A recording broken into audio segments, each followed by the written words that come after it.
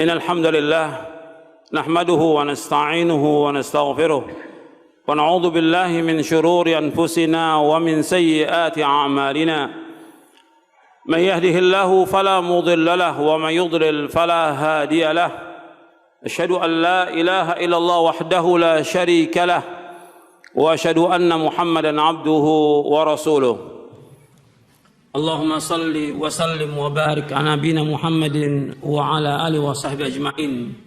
Ada beberapa pertanyaan yang masuk, yang bisa saya jawab, yang tidak wallahu alam bisawab. Apakah ada Rasulullah para sahabat mengadakan peringatan malam nisfu Sya'ban? Ini enggak ada. Riwayat yang mereka bawakan hadisnya maudhu. Maudhu artinya apa? Palsu.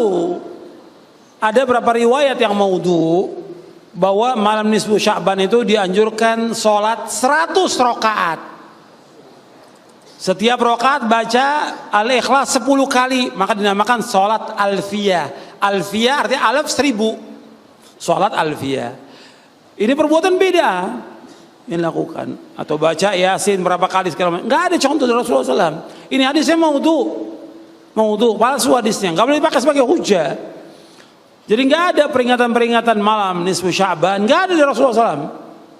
Yang ada contoh Nabi di bulan Sya'ban banyak puasa, itu aja Nabi lakukan. Tapi kalau sudah lewat pertengahan Sya'ban kita baru mau mulai puasa, nggak boleh. Nabi bersabda SAW, "Idzan tasafa Sya'ban fala tasumu." Apabila sudah lewat pertengahan Sya'ban jangan kalian puasa. Ya kalau mau puasa sejak awal Sya'ban. Dan Nabi puasa paling banyak ya bulan Sya'ban, setiap hari sampai menjelang Ramadan. Jadi 2 hari sebelum Ramadan ya kita berhenti. Sebab kata Nabi, nggak boleh kita mendahulukan Ramadan sehari puasa atau 2 hari puasa, nggak boleh. Juga nggak boleh kita melakukan puasa di hari yang syak, yang ragu, nggak boleh. Tentang mempelajari akidah ini, apakah akidah ini kita pelajari dulu 13 tahun baru hukum yang lain? Tidak, bersamaan.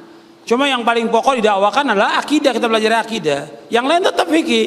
Bahkan tidak bisa kalau memang gurunya mumpuni memahami, jam pertama akidah, jam kedua masalah fikih, nggak ada masalah. Tapi yang pokok tetap akidah harus dikaji, setiap waktu dikaji tentang akidah. Orang yang tidak mempelajari akidah aswaja, dia tidak ikut kepada aswaja, apakah boleh dikafirkan? Nggak boleh. Ini dalam buku ini saya jelaskan, orang Islam tuh nggak boleh gampang-gampang mengkafirkan orang lain, nggak boleh mengkafirkan. Tetap kita mengajak, berdakwah, mengajak mereka, itulah Islam, mengajak. Nggak boleh mengkafirkan. Kalau mengatakan bahwa ada firqah-firqah yang sesat, ya dasarnya dalil hadis Nabi. Nabi yang mengatakan bahwa umat Islam berpecah menjadi berapa? 73 golongan. 72 masuk neraka. 72 ini yang dikatakan firqah-firqah yang sesat dengan dasar hadis Nabi gitu. Tapi tidak dikafirkan, tidak. Kecuali nanti ada firqah-firqah yang memang sudah keluar dari agama Islam karena mereka menolak Al-Qur'an. Al-Qur'an ditolak, ya kafir. Atau dia nggak mau pakai hadis. Pokoknya semua hadis Bukhari, Muslim nggak mau pakai. Ya kafir. Menolak hadis Nabi SAW yang sahih. Tapi itu pun yang menjelaskan ulama setelah sampai hujjah, bukan setiap orang, bukan. Ini sudah saya jelaskan tadi tentang nisfu Sya'ban, nggak ada perayaan nisfu Sya'ban. Termasuk juga nanti yang berkaitan dengan asy-Sya'bana. Di daerah Hijaz itu namanya istilah asy-Sya'bana. Asy-Sya'bana ini artinya perayaan menjelang Ramadan. Seperti apa Sya'bana ini? Seperti makan-makan, kumpul makan-makan menjelang Ramadan. Ini enggak ada.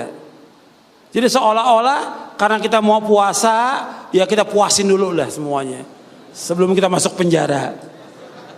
Ini juga benar ya seperti ini. Jadi seolah Ramadan itu penjara buat dia, nggak boleh makan. Ini pemahaman yang berbahaya. Makanya lebih dekat kepada bid'ah perbuatan ini kata para ulama. Orang makan biasa aja, tapi sengaja kumpul-kumpul di bulan Sya'ban karena nggak ada contohnya. Sama seperti orang mau ziarah kubur menjelang Ramadan. Makanya macet kan, Di pemakaman-pemakaman di mana-mana kalau menjelang Ramadan 1 hari 2 hari, seolah-olah ziarah kubur itu menjelang Ramadan. Mau pamit dulu sama bapak ibu sebelum Ramadan. Nggak ada dalam Islam. Nggak ada. Ziarah kubur dianjurkan kapan waktu saja, tapi menetapkan waktunya menjelang Ramadan jadi beda. Kapan waktu kita boleh ziarah kubur? Sepanjang tahun. Kenapa harus 1 hari atau 2 hari menjelang Ramadan? Dan ini juga mengganggu jalan kaum muslimin, nggak boleh. Nggak ada contohnya. Sama juga sengaja ziarah di bulan Syawal, di hari raya semua ziarah kubur juga nggak ada contohnya. Ziarah kubur kapan waktu saja dianjurkan. Ya, dalam kita memahami dalil Quran dan Sunnah, pertanyaannya apakah kita memahaminya dari penjelasan khatib? Khatib ini banyak, orang alim yang sedikit, khutbah itu banyak, tapi orang alim yang mengerti ilmu sedikit. Makanya yang kita tanya orang yang berilmu, disuruh oleh Allah tanya bukan kepada khatib, tanya kepada ahli ilmu. Fas'alu ahla dzikri in kuntum la ta'lamun. Tanya kepada ahli dzikir, orang yang berilmu. Kalau kamu tidak mengetahui. Apakah ada bahwa dalam Ahlussunnah wal Jamaah harokah diniyah atau harokah sunniyah? Nggak ada, nggak akan ketemu. Seperti salafi haroki atau harokiyah, nggak akan ketemu antara salaf dengan haroki. Selama nggak akan ketemu, beda sudah. Manhajnya mereka sudah beda. Ya salaf hanya satu yang dibawa oleh Rasulullah dan para sahabatnya, itu yang kita ikut. Nggak ada salafi haroki, nggak ada salafi jihadi, nggak ada. Itu yang bagi siapa? Ahlul bid'ah yang bagi. Untuk apa? Untuk memecah belah dakwah salaf. Itu juga harokah sunnah nggak ada dalam Islam, nggak ada.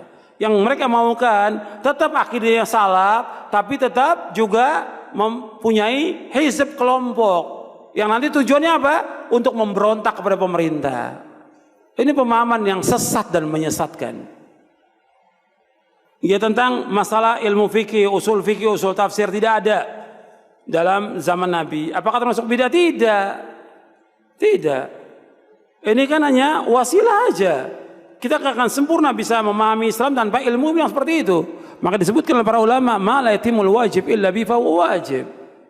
Ini kan maslahat, berkaitan dengan maslahat. Ya, seperti ilmu nahwu dan yang lainnya untuk memudahkan kita berbahasa Arab. Tentang firqah yang sesat, banyak pertanyaan tentang firqah yang sesat. Saya sudah jelaskan di sini, di buku ini. Dimulai masalah tentang firqah yang sesat. Ya, firqah yang sesat. Jadi dibaca kalau mau baca buku, dibaca semuanya dari awal sampai akhir. Sebab ada ustadz yang bacanya sepotong. Sepotong apa? Langsung babnya bab firqah yang sesat. Kemudian dia ngomong ceramahnya bukan firqah yang sesat apa? Ustadz ini yang nulis mengkafirkan. Padahal di sini saya nggak mengkafirkan, menjelaskan dengan penjelasan para ulama dan ada rujukannya, tinggal dilihat rujukannya. Makanya kalau baca dari awal sampai akhir dan pahami, gitu. Kalau kita nggak mengikuti kiai ajengan, terus kita ngikutin siapa? Pertanyaan. Tadi saya jelaskan jelas gamblang. La haula wala quwwata illa billah. Ya kita ikut Rasulullah SAW. Kan nanti dikubur ditanya siapa? Ditanya kiai kamu siapa enggak? Enggak ditanya man rabbuka wa man nabiyuka wa ma dinuka. Ditanyakan siapa Rob kamu? Siapa nabi kamu? Nabi saya kiai fulan. Nabi saya ajangan, enggak ada. Siapa nabi kamu? Siapa nabinya? Muhammad sallallahu alaihi wasallam. Yang kita ikut disuruh oleh Allah apa? Ikutin Nabi Muhammad sallallahu alaihi wasallam. Sekarang Nabi sudah meninggal, kan ada keterangan di hadis Nabi tentang sunnah Nabi. Ada Sahih Bukhari, Muslim, Abu Daud, Tirmidzi. Ini semua sabda Rasulullah SAW. Nabi bersabda sallallahu alaihi wasallam. Tinggal kita ikuti dan perbuatan dijelaskan. Apakah boleh orang bikin khusus di rumah makam keluarga? Nggak ada makam itu. Kalau kita lihat contoh dari para sahabat macam-macam, mereka dikuburkan di mana? Di kuburan kaum muslimin. Nggak ada istilah makam khusus keluarga. Kuburan kaum muslimin. Cuma kalau di rumah keluarga itu banyak mafsadanya. Artinya orang yang tinggal di rumah, sampai kepercayaan kita ini kan masih animisme, dinamisme, segala macam. Belum kuat agamanya, takut dia tinggal di rumah itu karena ada kuburan. Kemudian yang kedua, bahwa diantaranya lagi nggak ada orang ziarah kubur itu karena di rumah. Yang ketiga, nggak dapat doa kaum muslimin. Yang keempat, kalau umpamanya rumah itu mau dijual, nggak ada yang mau beli. Karena apa? Ada kuburannya. Makanya jangan jadikan rumah sebagai kuburan. La taj'alu buyutakum maqabira inna syaitana yanfiru minal baiti alladzi tuqra'u fi suratul Baqarah. Jangan kamu jadikan rumah kamu seperti kuburan. Sesungguhnya setan lari dari rumah yang dibacakan surah Al-Baqarah. Artinya seperti kuburan tuh nggak ada bacaan Quran, nggak ada sholat sunat. Makanya kita harus sering baca Quran di rumah. Makanya nggak ada juga pemakaman di rumah, nggak ada. Nabi pun, kenapa Nabi SAW dikuburkan di rumahnya, rumah Aisyah? Karena khawatir orang menjadikan sebagai tempat ibadah. Itu yang dikhawatirkan Nabi. Sampai Nabi berdoa, Allahumma la taj'al qabri wathanan yu'bad. Ya Allah, jangan kau jadikan kuburanku sebagai tempat ibadah, berhala yang diibadahi. Nabi takut. Makanya kalau Nabi dikuburkan di Baqi, mungkin orang sudah sembah, dibangun monumen dan segala macam. Itu yang Nabi khawatirkan. Alhamdulillah dijaga oleh Allah SWT. Ada kelompok yang mewajibkan negara khilafah. Apa dalilnya? Kok dalilnya tanya sama saya? Ya tanya sama mereka dong. Lalu sekarang kita udah ada negara Indonesia, ada presidennya. Kok berikan negara lagi? Namanya Bughoh. Mana Bughoh? Orang yang menyempal dan memberontak pada pemerintah yang sah. Yang ada ketika dia teriak-teriak, mau nggak mau kan akan apa? Akan membuat negara. Kalau membuat negara, mesti ada kedaulatan kan bagi dia. Mesti ada undang-undang, dia bisa menghukum kisos, membunuh orang. Nggak punya kekuatan dia. Kalau pemerintah kan bisa. Narkoba dibunuh umpamanya, punya kekuatan. Tapi kalau ini imam-imam sempalan, nggak bisa. Baiat-baiat bid'ah yang nggak bisa. Makanya habis waktu mereka bicara soal khilafah atau yang nggak ada manfaatnya. Coba dia belajar akidah yang benar, memahami, mengamalkan, dakwakan dakwah tauhid, manfaat buat umat. Tapi itu di siang malam mereka teriakan tentang khilafah, nggak ada manfaatnya. Apa yang dimaksud dengan ummatan wasatan? Ummatan wasatan yang Allah sebutkan dalam surah Al-Baqarah, wa kadzalika ja'alnakum ummatan wasata litakunu syuhada 'alan nas wa yakuna ar-rasulu 'alaikum syahida. Di awal juz yang kedua di surah Al-Baqarah Allah menyebutkan demikian, kami jadikan kalian sebagai umat pertengahan, artinya umat yang baik, umat yang adil. Pertama ayat ini turun firmannya kepada siapa? Kepada para sahabat. Kami jadikan kalian para sahabat umat yang pertengahan, umat yang baik, umat yang adil, agar kalian menjadi saksi atas seluruh manusia dan Rasul menjadi saksi atas kalian. Makanya dari ayat ini para ulama mengambil dalil tentang apa? Bahwa as-sahabatu kulluhum udul, bahwa para sahabat semua orang-orang yang adil. Jadi bukan firqah. Ini jelas kalau ada mengatakan ada firqah, dia buat firqah namanya firqah ummatan wasat, ini namanya firqah yang sesat, yang seperti ini. Apa agamanya para nabi semuanya? Agama Islam. Antum bisa lihat dalam Al-Quran di surah Al-Baqarah, surah Ali Imran, yang lainnya. Agamanya para nabi, mereka mengatakan bahwa diri mereka apa? Islam. Bagaimana kita mendakwakan kepada orang tua, bapak, ibu, keluarga tentang ajaran yang hak ini? Ya kita dakwakan dengan cara yang baik. Kita bisa kasih satu lembar, kalau buku nggak dibaca, ya, apalagi tebal, kasih satu lembar penjelasan tentang Islam, indahnya agama Islam. Jelaskan lagi tentang Islam menganjurkan kita untuk berpegang kepada dalil dan yang lainnya.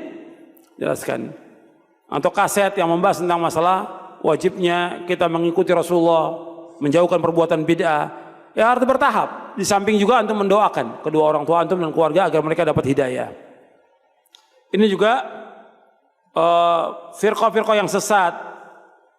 Ini Bisa antum baca di sini, di buku ini. Sudah saya jelaskan, jadi saya nggak jawab ya. Firqah yang sesat di sini banyak. Tentang Mu'tazilah, tentang Khawarij, tentang Syiah, tentang Hizbut Tahrir, dan yang ada di sini. Di buku ini ada. Di buku Mulia dengan Manhaj Salaf saya jelaskan. Ini ada orang-orang yang dia masih sibuk dengan ini nasihat, ini bagus ini pertanyaannya. Ya sibuk dengan kegiatan-kegiatan yang nggak ada manfaatnya. Ada yang sibuk dengan internet, dengan HP, sampai kadang-kadang kewajiban dilalaikan. Ini coba deh, antum sebagai talibul ilm, coba antum sekarang mulai berubah, mengatur waktu. Jangan sampai waktu antum habis buat internetan, Facebook, atau WA, atau yang lainnya, habis waktu. Coba antum, pernah nggak antum tamatkan ini Al-Quran? Dalam sebulan 30 juz. Bisa nggak? Sahabat dalam sepekan mereka sudah khatam. Berarti sehari mereka baca 4 juz. Antum masih sibuk dengan internet, sibuk dengan HP. Rugi. Banyak waktu yang terbuang. Maka saya tulis di situ di buku saya, waktumu dihabiskan untuk apa? Banyak waktu yang terbuang dengan sia-sia umat Islam ini. Rugi. Ya, ada yang buat dagang habis, buat kerja waktunya habis, buat main-main, buat nonton, main HP, dan segala macam. Cobalah. Antum sekarang kembali, berubah. Kan kita harus berubah kepada yang lebih baik. Ini selesai baca kitab hadis, kemudian baca buku ini. Antum sudah beli buku, baca. Coba usahakan sehari baca 5 lembar. Kalau sanggup 10 lembar. Kalau bisa 24 lembar. Kenapa 24? Koran 24 halaman. Koran 24 halaman. Yang kecil hurufnya orang bisa baca tuh, yang kecil hurufnya. Tapi kalau Quran nggak kelihatan, mesti beli kacamata. Coba antum baca, tamatkan. Kitab tauhid antum tamatkan. Kitab-kitab yang lain ulama salaf antum tamatkan. Manfaat buat antum. Antum baca, istri baca, anak baca, manfaat. Coba deh. Waktu kita banyak terbuang dengan sia-sia. Makanya kita banyak nggak paham tentang agama karena apa? Itu waktu terbuang dengan sia-sia. Coba antum merubah sekarang ini kepada yang lebih baik dan bertaubat kepada Allah dengan taubatan nasuha. Tentang sujud tilawah dalam Al-Quran, kenapa kita disunahkan sujud? Karena ketentuan ini demikian dari syariat. Bukan wajib, sunnah. Sujud tilawah itu sunnah. Bagaimana kita menyikapi penguasa yang tidak berhukum dengan hukum Allah, yang mereka tidak melaksanakan syariat Islam? Itu disuruh kita sabar. Kan hadisnya banyak, Nabi menyuruh kita untuk sabar. Nabi SAW menganjurkan kita untuk sabar ketika menghadapi pemimpin-pemimpin yang zalim, yang jahat kepada kita. Suruh sabar. Jangan memberontak, jangan. Nggak ada manfaatnya. Disuruh kita sabar. Itu adanya pemimpin yang zalim, ada penguasa yang zalim, atau ada penguasa yang non muslim disebabkan karena dosanya kaum muslimin. Ingat, dosanya kaum muslimin. Allah berfirman, "Wa ma asabakum min musibatin fabima kasabat aydikum wa ya'fu an katsir." Apa saja musibah menimpa kalian dengan sebab dosa-dosa kalian. Dan Allah banyak memberikan maaf. Jadi ada pemimpin yang zalim, ada penguasa yang zalim, atau yang bukan muslim dengan sebab dosanya kaum muslimin. Disuruh kita apa? Sabar. Sabar dan sabar. Kalau kita lihat pemimpin-pemimpin yang ada sekarang ini belum seperti Hajjaj bin Yusuf. Ya. Belum seperti Hajjaj bin Yusuf yang ada pada zamannya Ibnu Umar. Yang ada pada zamannya Imam Hasan Al-Basri dan yang lainnya. Hajjaj bin Yusuf di dalam Sunan At-Tirmidzi disebutkan oleh Imam At-Tirmidzi telah membunuh 120.000 kaum muslimin. 120.000. Tapi tetap Ibnu Umar sholat di belakangnya Hajjaj bin Yusuf, tidak memberontak. Sabar. Sabar. Ketika ada orang bertanya kepada Hasan Al-Basri, apakah kita memberontak? Jangan. Nanti Allah akan gantikan Hajjaj yang lebih jahat lagi daripada itu. Disuruh kita sabar. Isbiru kata Rasulullah SAW. Gitu. Bagaimana dengan akidah aswaja yang ada di masyarakat? Ya banyak yang menyimpang. Mereka namakan aswaja tapi mereka nggak mengkaji akidahnya. Makanya orang-orang yang mendakwakan akidah aswaja, ya baca buku ini. Syarah akidah Ahlussunnah wal Jamaah. Ini bagian kecil aja dari sekian banyak akidah yang ditulis oleh para ulama salaf. Ini yang saya muat baru sedikit aja. Maka harus dikaji terus supaya paham, supaya kita selamat dunia akhirat. Dan orang yang mengkaji akidah bertambah, dia mengkaji bertambah yakin dia dengan kebenaran, bertambah tenang hatinya, dia bertambah taat kepada Allah dan yang lainnya banyak manfaatnya dengan mengkaji akidah. Tapi kalau kita lihat nggak ada kajian itu di mana-mana. Yang ada apa? Ya kajian-kajian sifatnya umum, nggak mengkaji kitab, nggak mengkaji akidah yang benar, sifatnya umum aja. Paling dikaji umpamanya setengah jam ceramah bubar. Ya isinya apa ceramah? Setengah jam atau seperempat jam bubar. Sayang. Coba duduk seperti ini di majelis, kaji kitab akidah. Insya Allah manfaat buat kaum muslimin. Tapi rujukannya jelas. Yang dasarnya Quran, Sunnah, ala fahmi salaf. Umumnya orang mau ngaji kitab Ar-Risalah Imam Syafi'i bagus.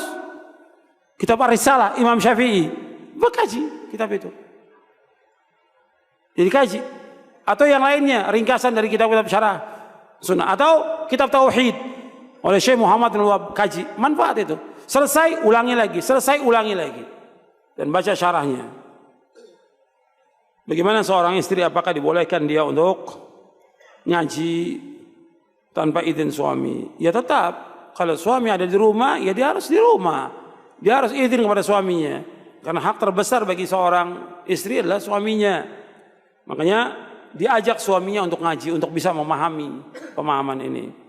Dan cobalah para wanita ini untuk berbuat baik kepada suaminya, supaya suaminya juga mengizinkan ketika dia ngaji. Dan yang terbaik ya dengan suaminya diajak untuk ngaji.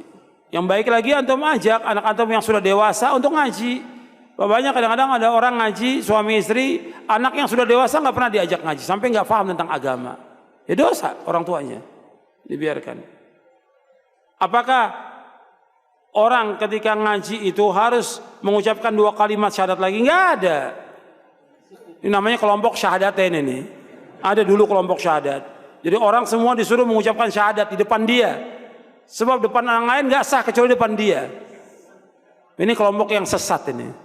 Ya, kelompok syahadatain ini sesat. Nggak ada. Kalau orang tuanya Islam, ya anaknya juga Islam kata Nabi. Hadis sahih riwayat Muslim.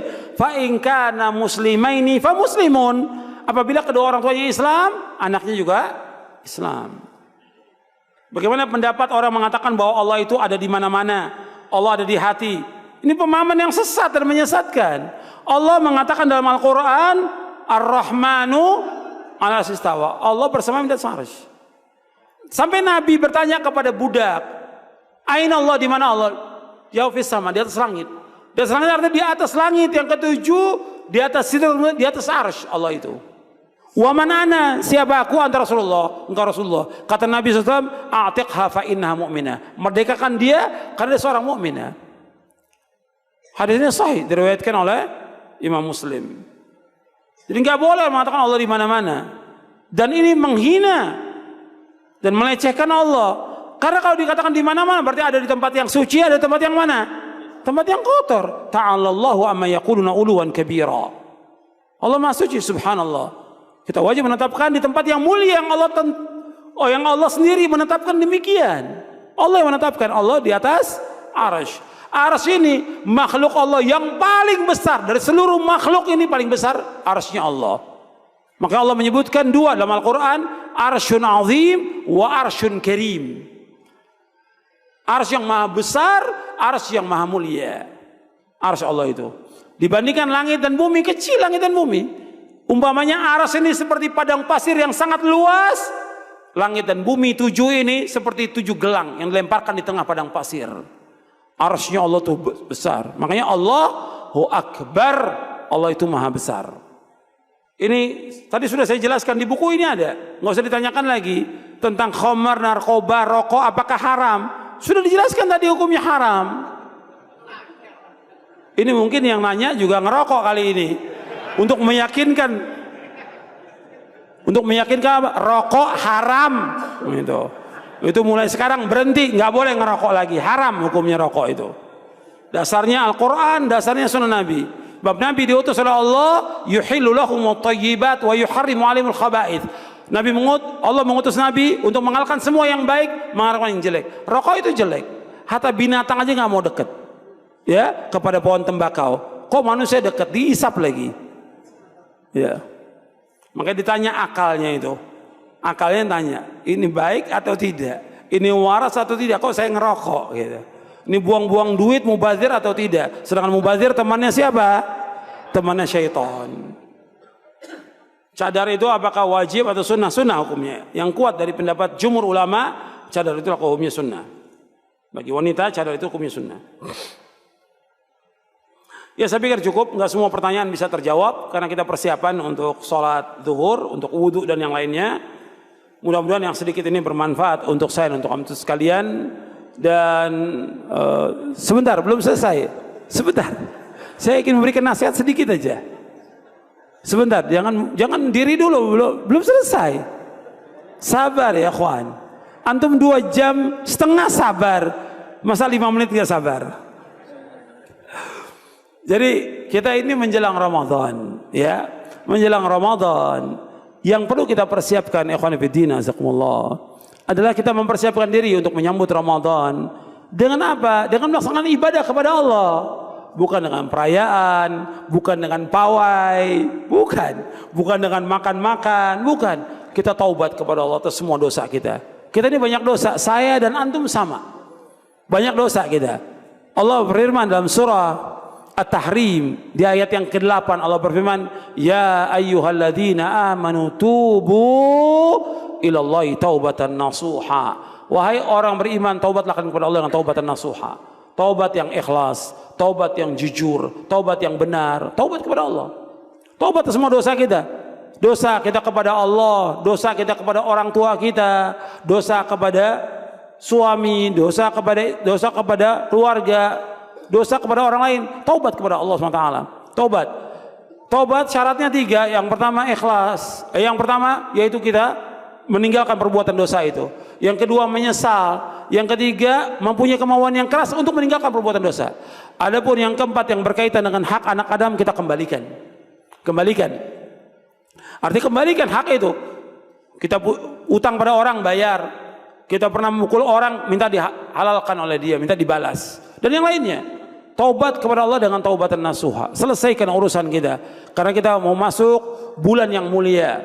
Bulan yang penuh dengan rahmat Allah. Bulan yang penuh dengan ampunan. Bulan yang penuh dengan berkah. Bulan yang penuh dengan ganjaran. Dan yang lainnya. Kita taubat dulu. Bersihkan hati kita. Bersihkan diri kita. Bersihkan semuanya. Taubat kepada dengan taubatan nasuha. Kemudian, ikhwan fillah, jazakumullah, kita kembali kepada Allah dengan melaksanakan sholat yang 5 waktu. Jangan kita tinggalkan lagi. Berbuat baik kepada kedua orang tua. Dan terus minta kepada Allah agar istiqomah. Setelah Ramadan pun tetap kita demikian. Sampai kita diwafatkan oleh Allah. Kemudian membaca Al-Quran. Dan yang lainnya. Perbuatan baik lakukan. Sedekah, zakat, infak, dan kita lakukan. Semua perbuatan baik kita lakukan. Itu yang pertama. Kita harus bertaubat kepada dengan taubatan nasuha. Yang kedua, yang Anda perhatikan, yaitu waktu.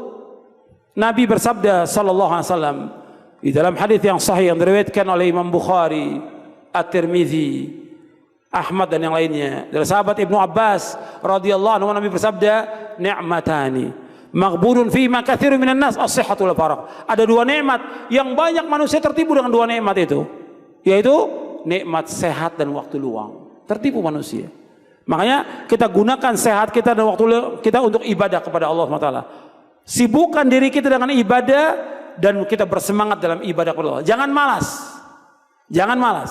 Nggak ada dalam dakwah ibadah itu berhenti, tidak ada. Tidak ada berhenti dalam ibadah kepada Allah, nggak ada. Nggak ada.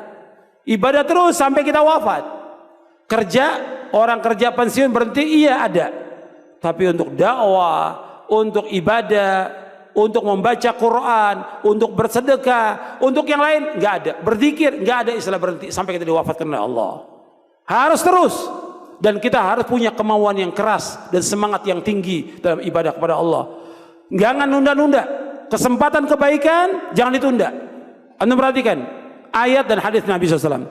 Allah berfirman di dalam surah Anbiya mengenai para nabi dan para rasul. Saya mau tanya kepada antum, para nabi dan para rasul dijamin dengan sorga atau tidak? Dijamin sorga. Kita nggak dapat jaminan sorga. Rasul dijamin sorga, tapi Allah sebutkan tentang mereka, innahum kanu yusari'una fil khairat wa yad'unana raghaban wa rahaba wa kanu lana khashi'in. Mereka para nabi rasul bersegera dalam berbuat kebaikan, segera dalam berbuat kebaikan, nggak nunda-nunda, terus apa aja bisa dilakukan, lakukan kebaikan itu.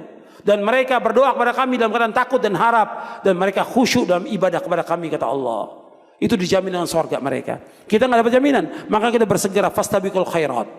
Kemudian hadis Nabi bersabda tentang orang mukmin yang kuat, mukmin yang lemah, dan keduanya ada kebaikan. Setelah itu Nabi bersabda, ihris ala ma yanfa'uka wasta'in bila wala ta'jaz. Kata Nabi, berkemauan keras kepada apa yang bermanfaat bagi kamu. Minta tolong kepada Allah, jangan lemah. Orang mukmin nggak boleh lemah, nggak boleh malas. Kita harus punya kemauan yang keras tentang perbuatan-perbuatan yang baik, punya kemauan. Nggak boleh kita putus asa rahmat Allah. Nggak boleh kita mengingat masa yang lalu kita yang jelek, enggak.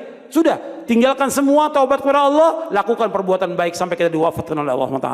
Berlomba-lomba dalam kebaikan, semangat yang tinggi dalam menuntut ilmu, dalam membaca, dalam menghafal, dalam qiyamul lail, dalam bersedekah, dalam berdakwah, dalam yang lain. Kita harus berkemauan yang keras, nggak boleh lemah, nggak boleh.